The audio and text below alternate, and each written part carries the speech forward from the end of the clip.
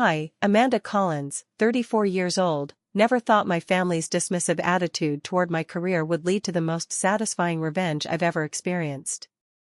Just last week, I discovered they had been trying to access my technology company's assets after its valuation hit $500 million. But they had no idea that the tech girl they dismissed for years had built security systems that would lock them out forever. And now? They're about to learn exactly how valuable just tech support really is. Before I dive into my story, let me know where you're watching from in the comments. If you've ever been underestimated by family, hit that like button right now. Subscribe for more stories about family betrayal and sweet, calculated revenge that will make your jaw drop.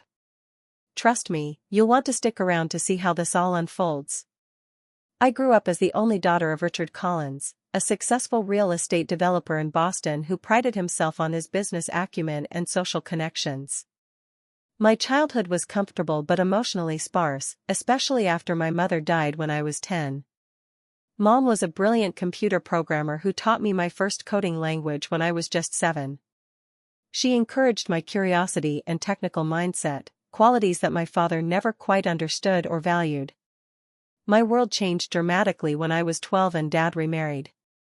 Diane was a former model 20 years his junior, with perfectly manicured nails and a social calendar that seemed to be her full-time job.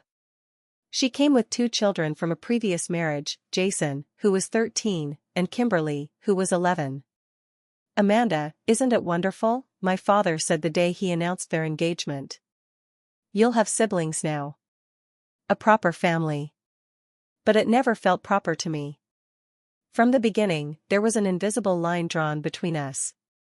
Dad and Diane spared no expense for Jason and Kimberly, the best clothes, private tennis lessons, European vacations during school breaks.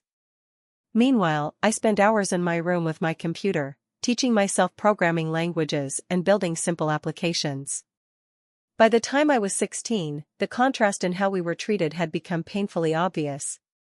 I remember the family dinner after I won the state science fair with an app that helped visually impaired students navigate school campuses. "That's nice, Amanda," Dad said, barely looking up from his phone. "But isn't all this computer stuff just a hobby?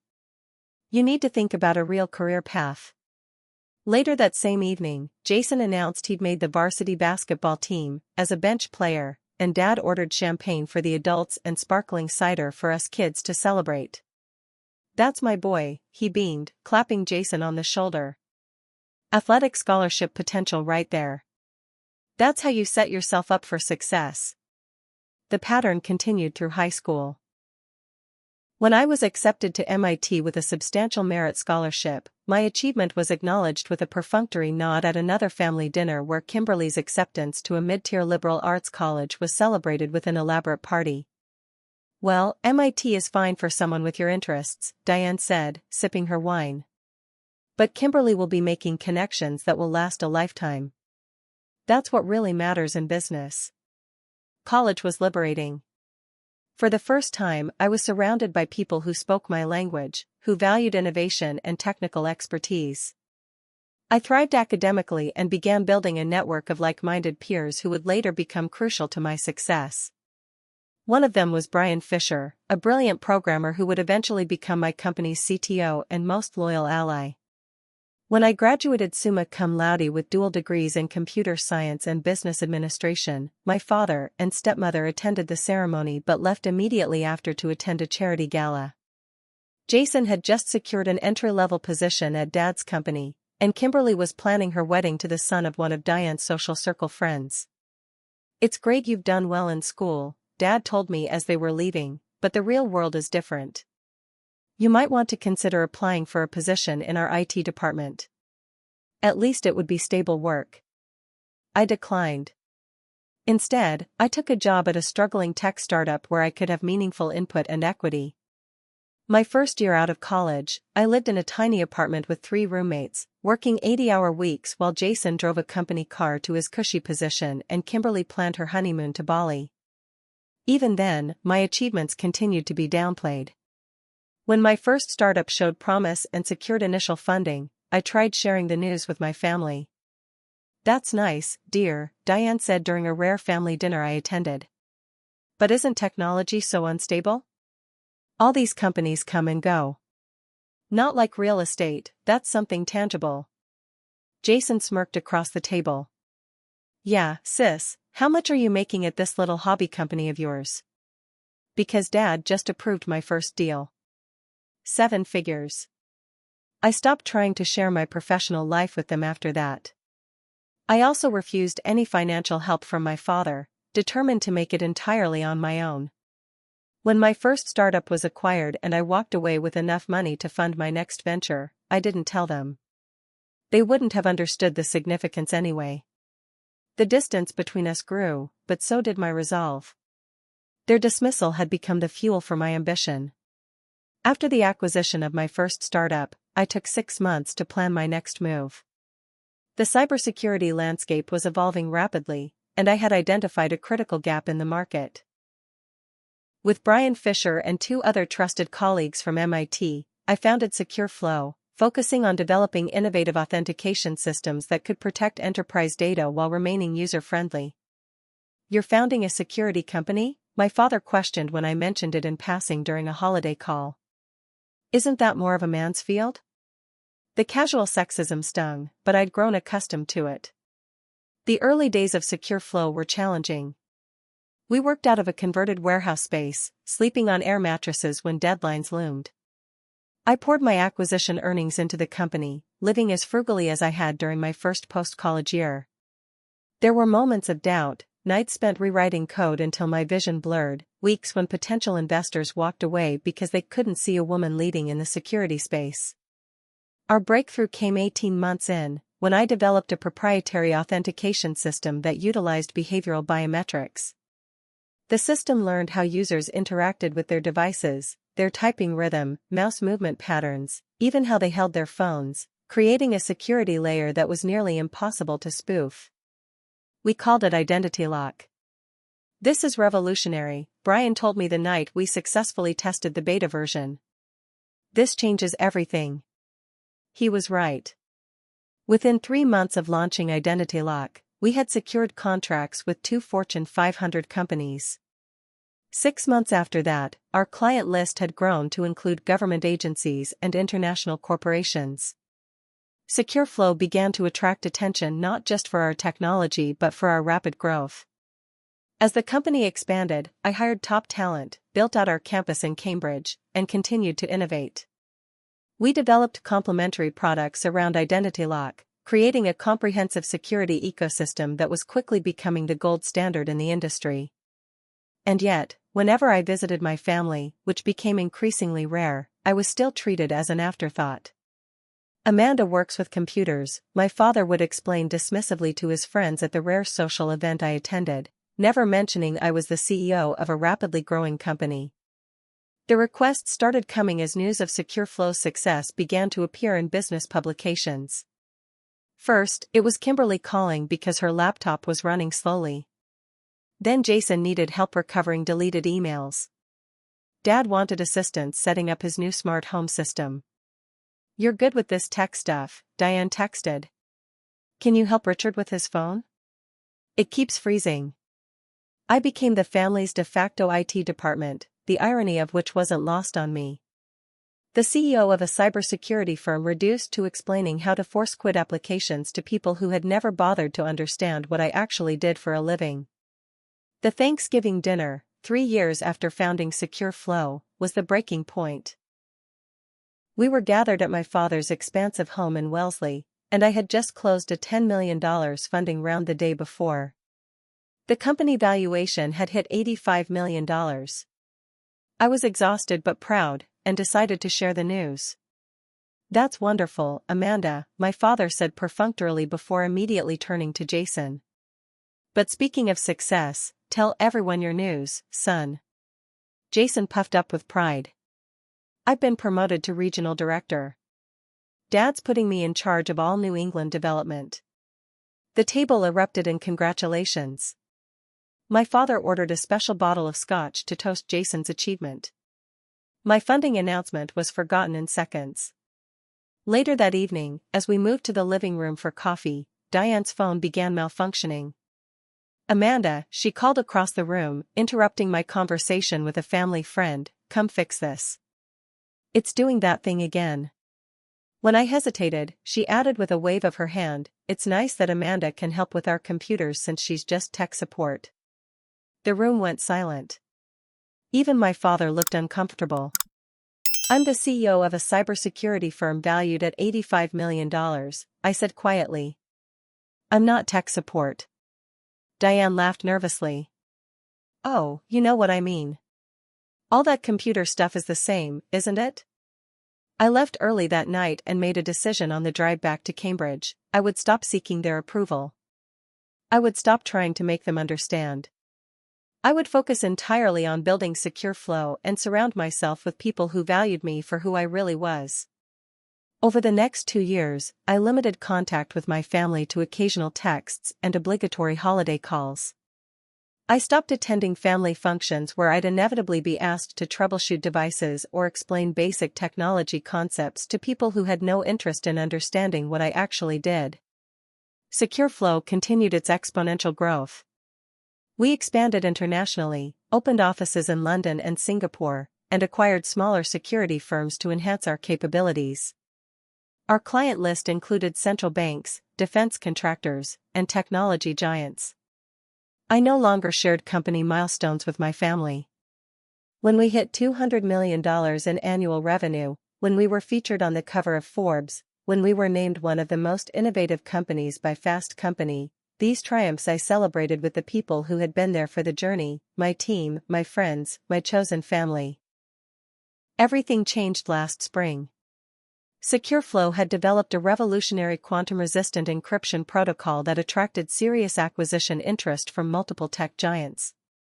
After months of negotiations, we received a valuation of $500 million, with the potential to reach $750 million if certain performance benchmarks were met. The news hit the business press in a big way. Security unicorn SecureFlow valued at $500 million, read the Wall Street Journal headline. My picture appeared on the digital front page of Bloomberg. CNBC ran a segment profiling the company and my leadership. And suddenly, my phone was lighting up with texts and calls from family members who had barely acknowledged my existence for years. Amanda, darling. Diane's voice oozed warmth when I finally answered one of her calls. We simply must get together soon. It's been too long. My father called next. I've always said you were destined for great things, he claimed, conveniently forgetting every dismissive comment he'd ever made. We should talk about your company. I have some connections that might be useful to you. Jason and Kimberly reached out too, with congratulatory messages that felt hollow after years of thinly veiled condescension. At first, I thought maybe they were finally recognizing my accomplishments. Perhaps the scale of SecureFlow's success had finally broken through their preconceptions. But that illusion didn't last long. The questions they began asking were telling. So how exactly is the company structured? My father inquired during a phone call. Are your assets tied up in the company, or have you diversified? Jason asked over lunch, a meeting he had insisted on. Do you have a prenup with that fiancé of yours? Diane probed, though I wasn't engaged and wasn't even dating anyone seriously. Brian noticed the pattern before I did. We were working late at the office when I mentioned the sudden increase in family communication. Don't you think it's weird they're so interested in your financial structure right after the valuation news? He asked, frowning. When was the last time any of them asked about your actual work? His question lingered in my mind, and I began paying closer attention. The next time Jason called with questions about how tech companies typically structure their ownership, I deflected and changed the subject. His frustration was palpable. That weekend, I asked our security team to run a standard check on attempted access to my personal and business accounts, something we did regularly as a precaution in our industry. The results stunned me. There have been multiple attempts to access your personal email and cloud storage accounts, our security chief reported. All coming from the same set of IP addresses. The addresses traced back to my father's home network and Jason's office.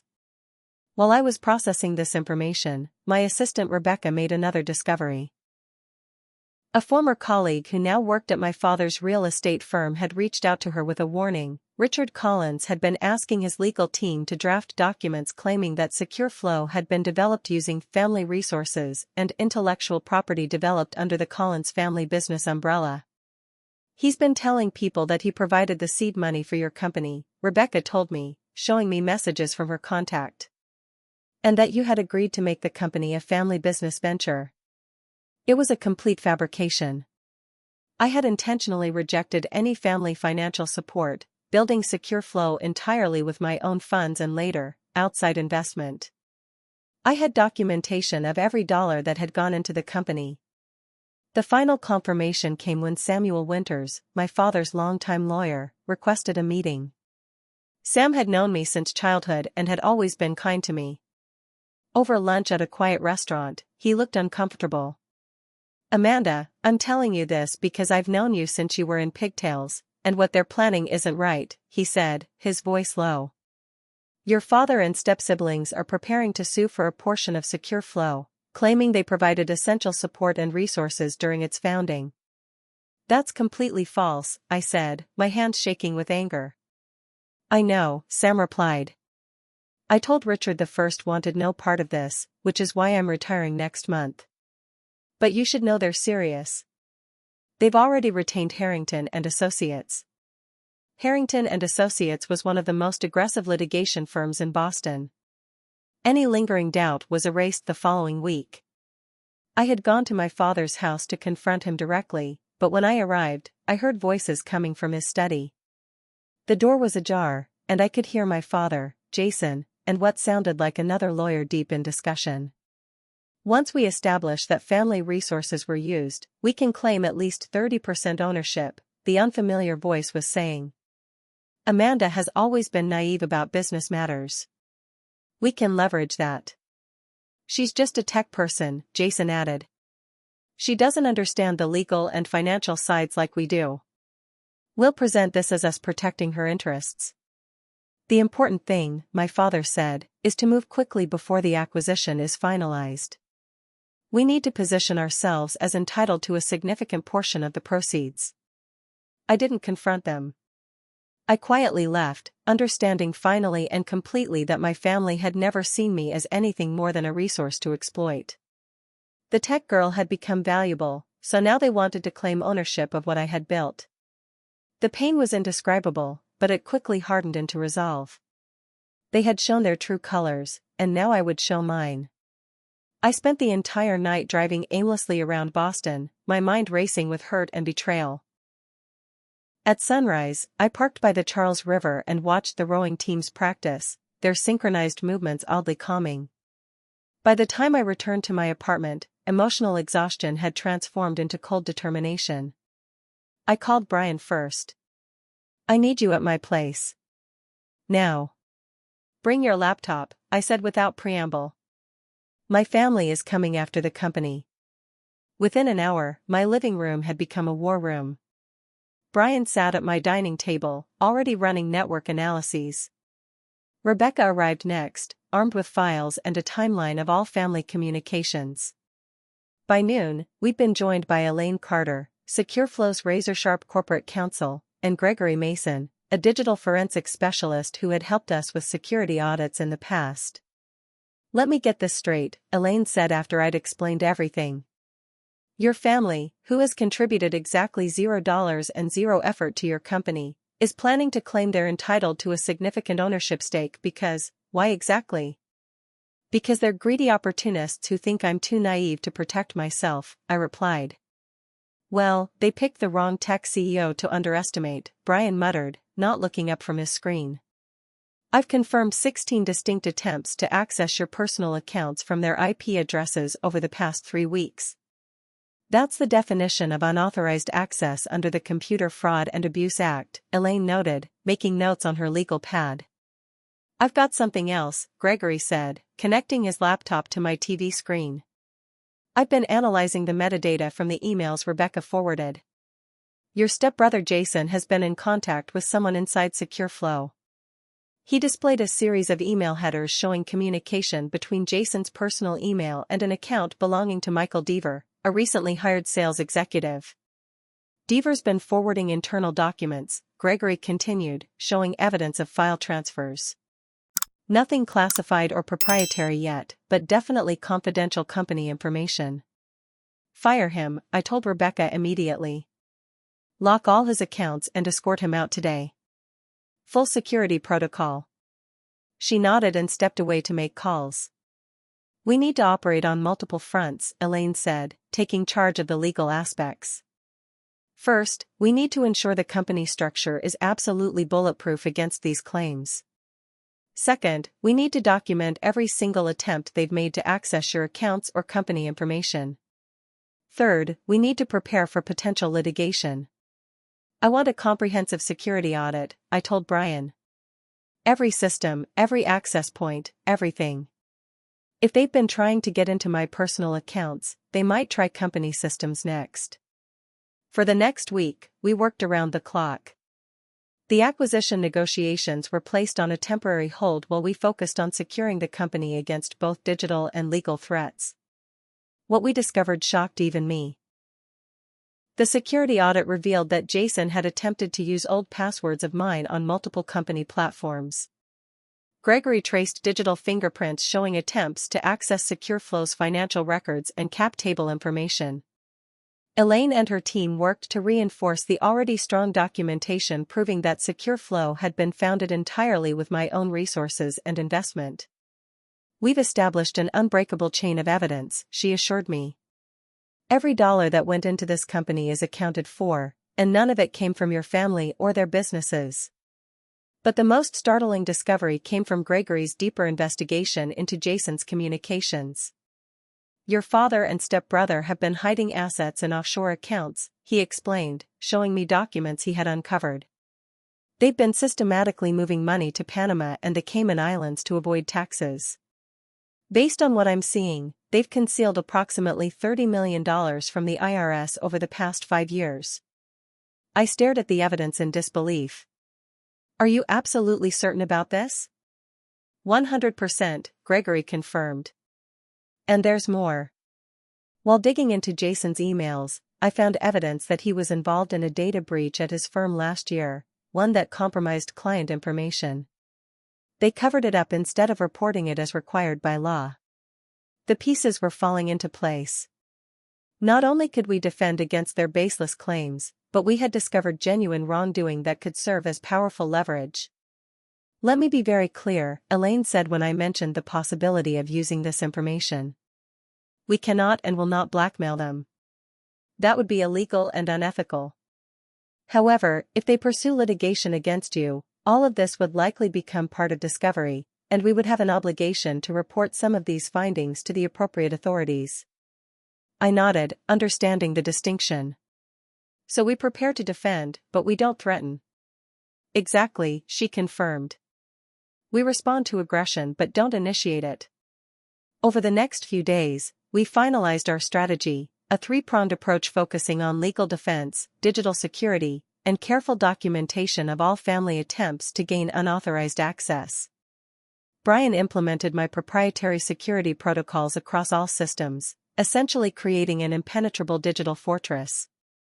Any attempt to access SecureFlow systems or my personal accounts would now be automatically logged, traced, and blocked after a single failed attempt. I've isolated Deaver's account and created a detailed record of everything he accessed and sent externally, Brian told me.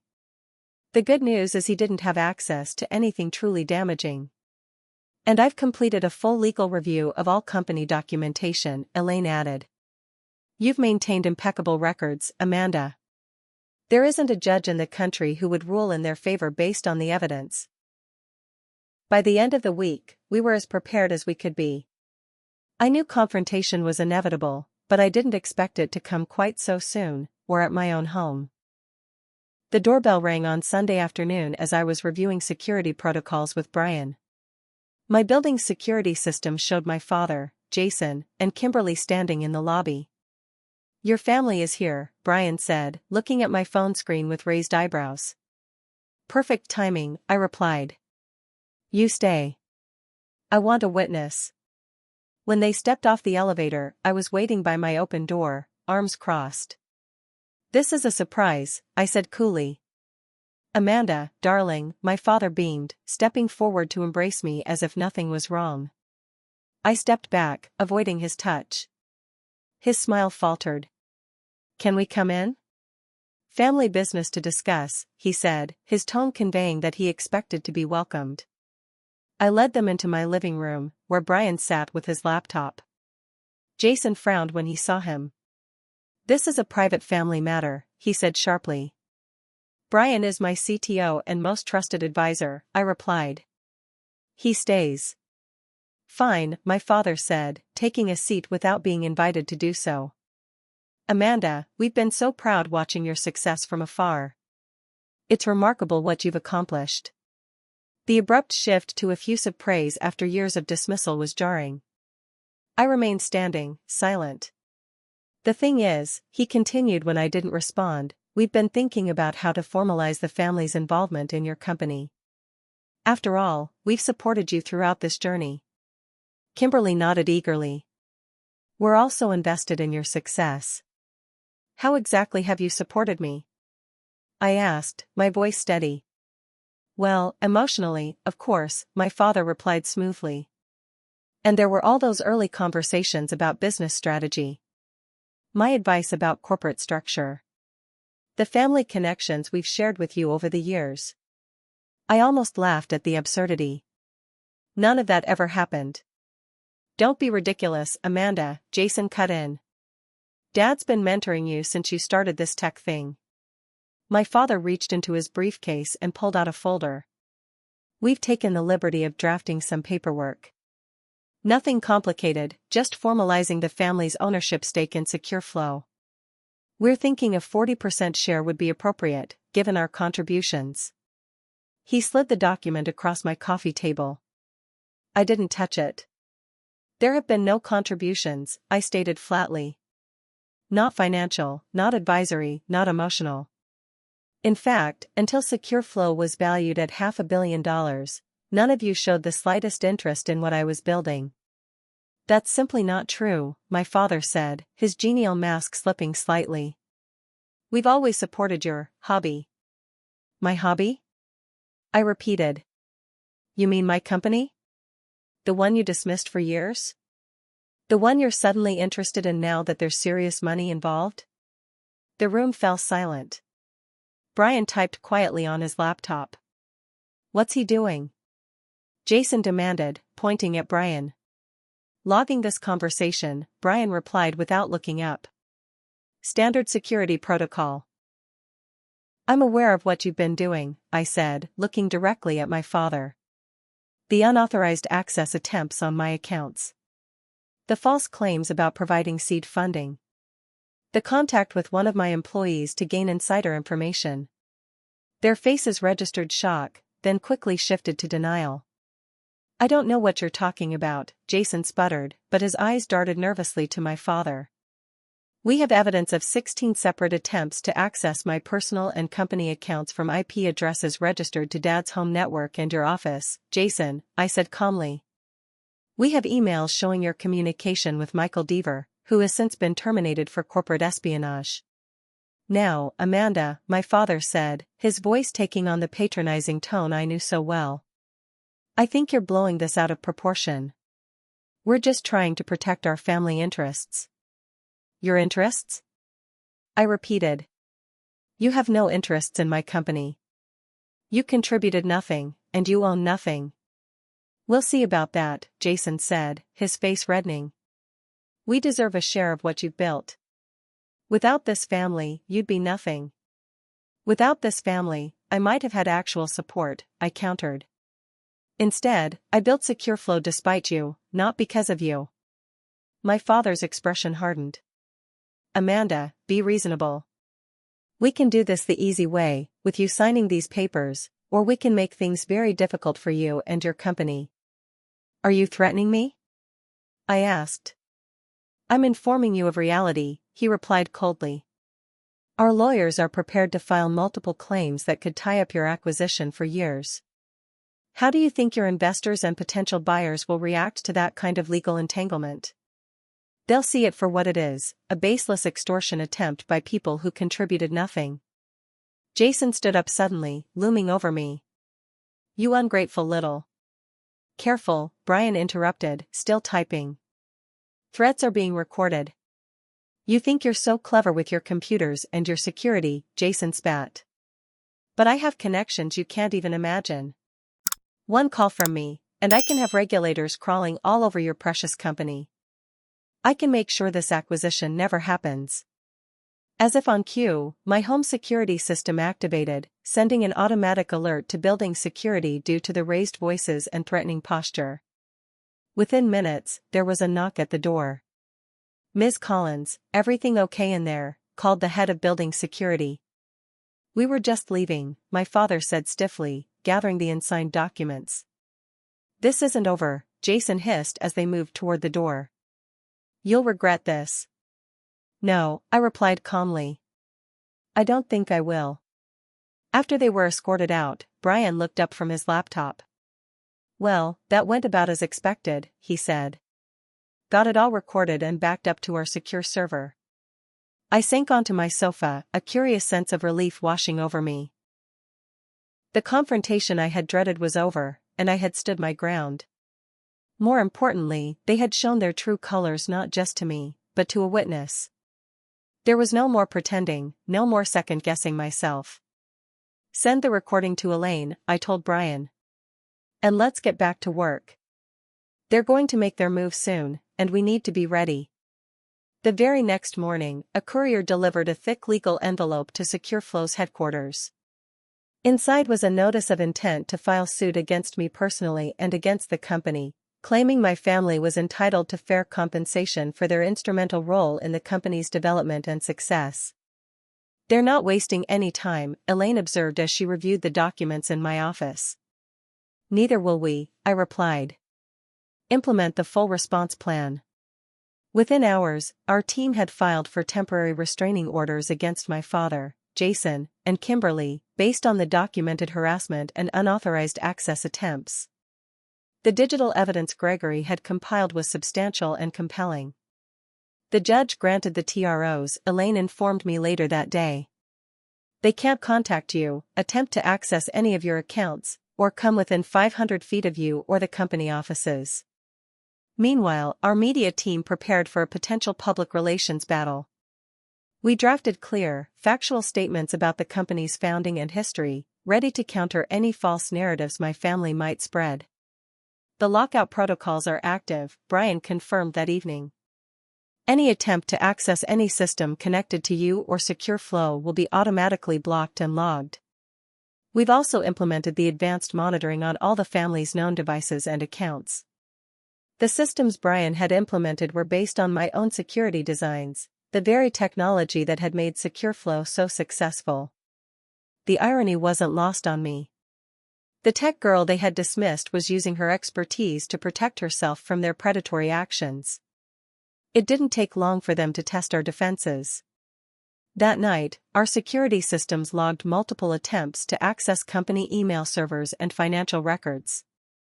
Each attempt was blocked, traced, and documented, providing additional evidence of their malicious intent.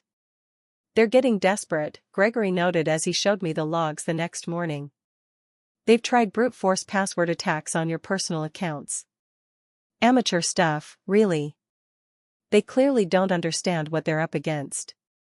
3 days later, as we had anticipated, Richard Collins filed a formal lawsuit claiming partial ownership of SecureFlow. The complaint was filled with fabrications, claims that he had provided seed funding, that I had developed the initial technology while working for his company, that we had verbal agreements about family ownership. This is actually good news, Elaine said after reviewing the lawsuit. They've put specific claims in writing that we can definitively disprove. They've committed to a narrative that evidence will contradict. Our legal team immediately filed a comprehensive response, attaching irrefutable documentation that dismantled each of their claims. Bank records showing every dollar of initial funding came from my own accounts, sourced from my previous startup acquisition.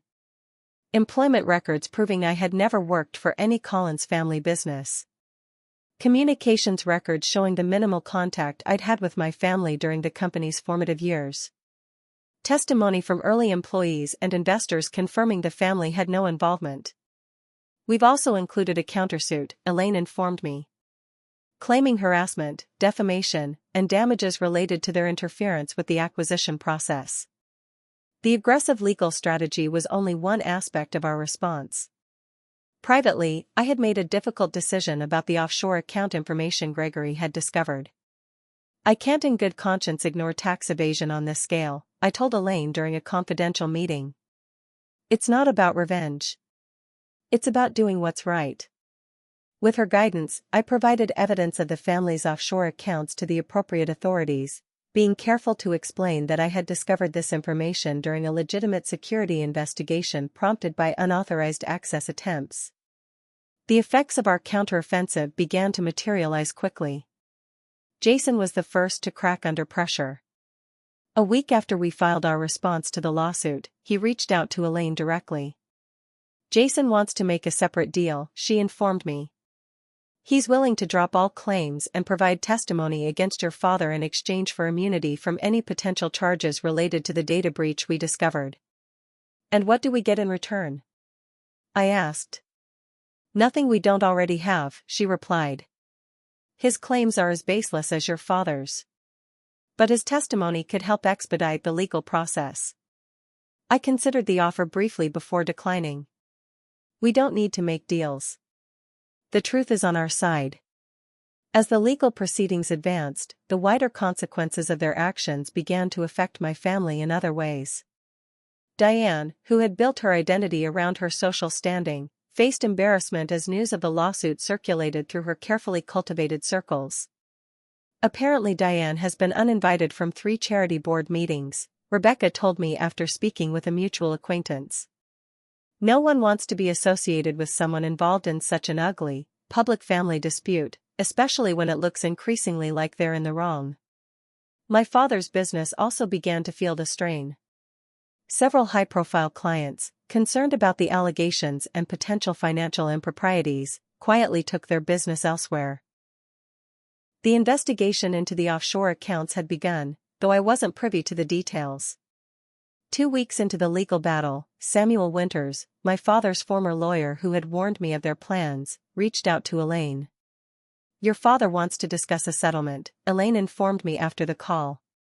They're offering to drop all claims in exchange for a guarantee that you won't provide any further information to financial investigators. The request confirmed what I had suspected. They were far more concerned about the tax evasion investigation than they were confident in their lawsuit. Tell them no deal, I replied without hesitation. I'm not interested in negotiating. Are you sure? Elaine asked. A settlement would end this quickly. We could focus entirely on the acquisition. I'm sure, I said firmly. This isn't about expediency. It's about truth and accountability. They tried to steal what I built. They need to face the consequences of that attempt. Elaine nodded, respecting my decision. Then we continue as planned. The preliminary hearing is scheduled for next week. The hearing was brief but decisive. The judge, after reviewing the evidence we had submitted, didn't bother to hide her skepticism toward my family's claims. Mr. Collins, she addressed my father directly, the documentation provided by the defendant thoroughly contradicts your assertions. Do you have any additional evidence to support your claim of involvement in SecureFlow's founding or operations? His lawyer attempted to argue about implicit agreements and family business understandings, but the judge wasn't having it. Unless you can provide concrete evidence of financial contribution or formal business agreements, I'm inclined to dismiss this case with prejudice, she stated. The look on my father's face was one I'll never forget, a mixture of shock, anger, and the dawning realization that he had severely underestimated me.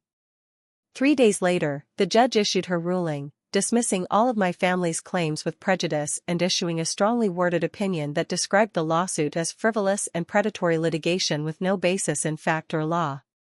The financial consequences for them were significant.